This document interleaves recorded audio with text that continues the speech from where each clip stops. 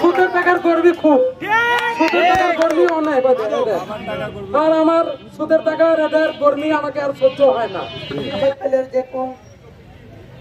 এরকম হয় না, ওরা বলতেছে আমি পিস পিস করে দিব। আমি কিছু চাই না এদেরকে, রাস্তাঘাটে আমি দেখতে চাই না, বাড়ি ঘর কিছু আমি দেখতে চাই না, এদের বাড়ি ঘর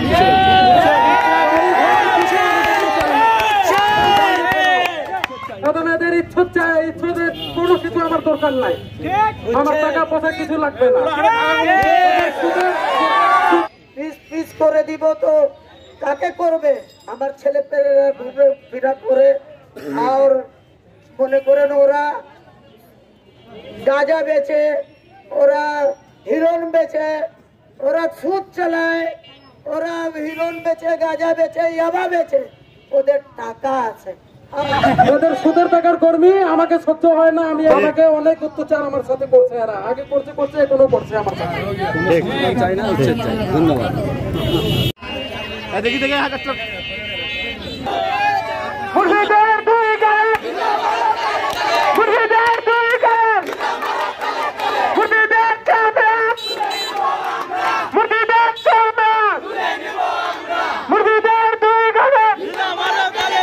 আমাদের গরিব ছেলেদের কিছু নাই, এরা ছেলে পেলে আমাদের ঘোরাফেরা করে। আমার ছেলেদেরকে সন্ত্রাসী বানাবার কে অর্ডার দিছে? কে অর্ডার দিছে আমাদের ছেলে পেলেকে সন্ত্রাসী? আর প্রশাসন ভাইরা কেমন কেস দিছে কি পরশু দিন একটা সময় ধরা পড়ছে আর কালকে আসে গেছে জামিন নিয়ে। কেমন করে চলে আসলো?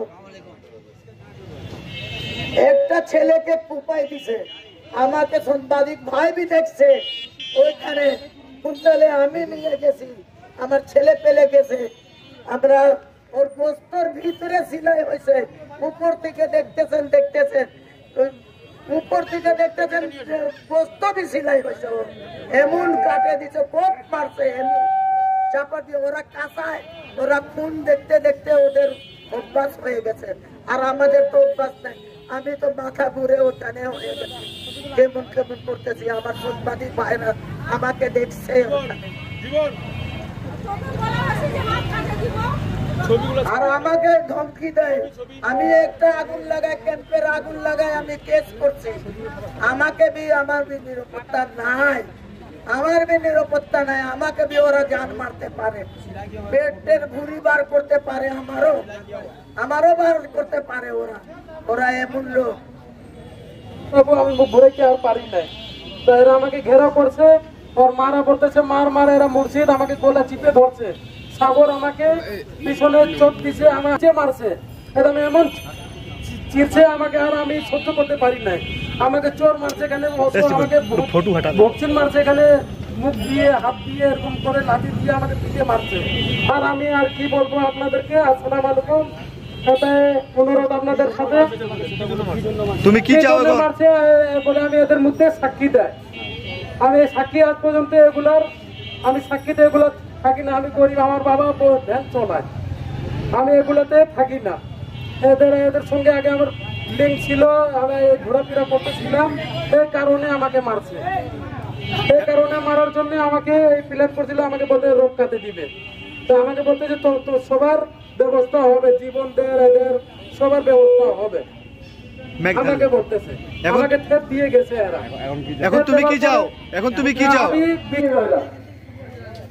তো ভাইজানকে বলবো, ভাই আপনি কত টাকা বিনিময়ে আপনি এই কাজটা করলেন, আমি কিন্তু অনুরোধ করবো সেটা সত্য ঘটনা, সেটাই আপনার। কারণ আমি কোনো মামলা নাই, এর আগেও নাই। আমি অনুরোধ জানাবো যে আপনারা একটু, আমি দুটি কথা বলার জন্য অনুরোধ জানাবো আমাদের জেলা মহিলা দলের শিক্ষা বিষয়ক সম্পাদিকা রোজিনা বেগম আপাকে কথা।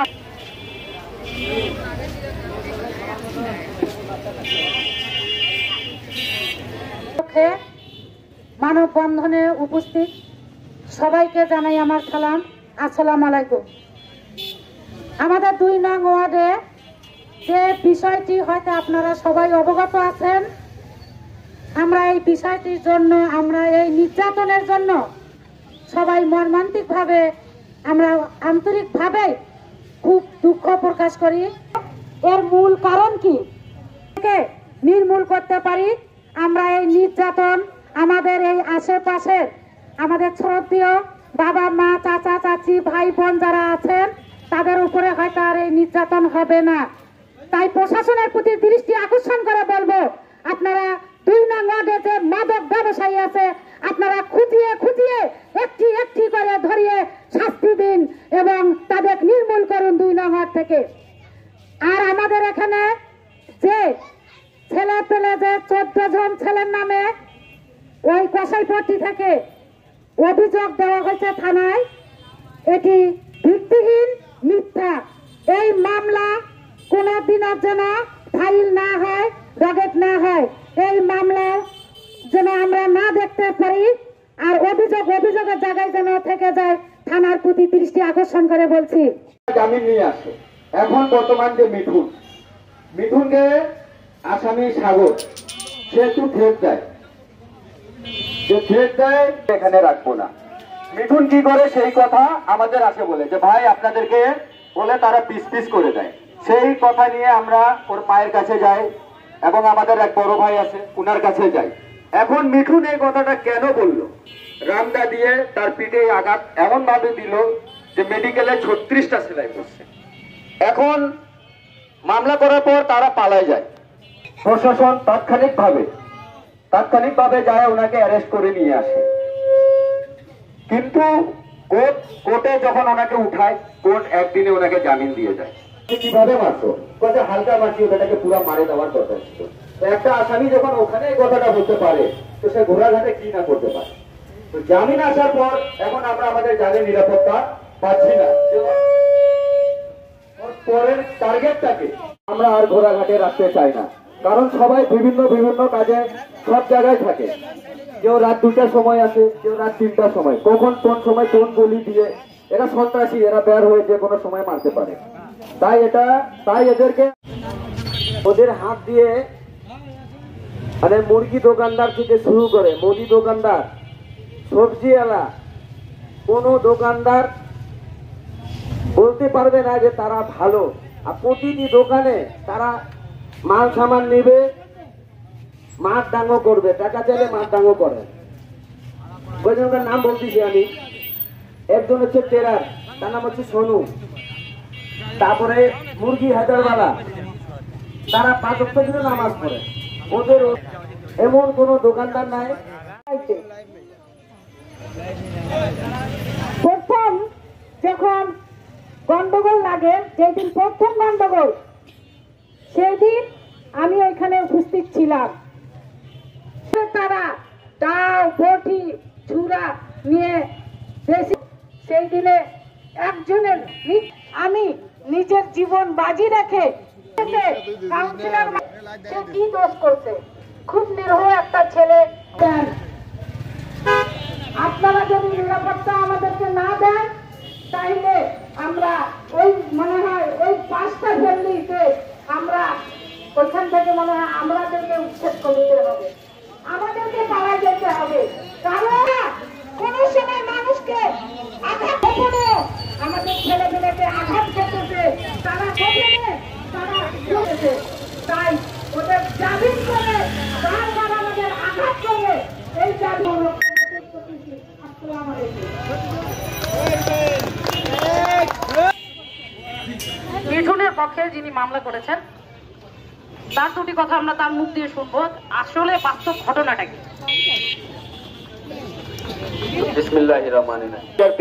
আমরা এলাকাবাসী ছেলেপেলে মিলে একটা সংগঠন ছিল, গোলাহাটে আমরা কোনো মাদক ব্যবসায়ী রাখবো না।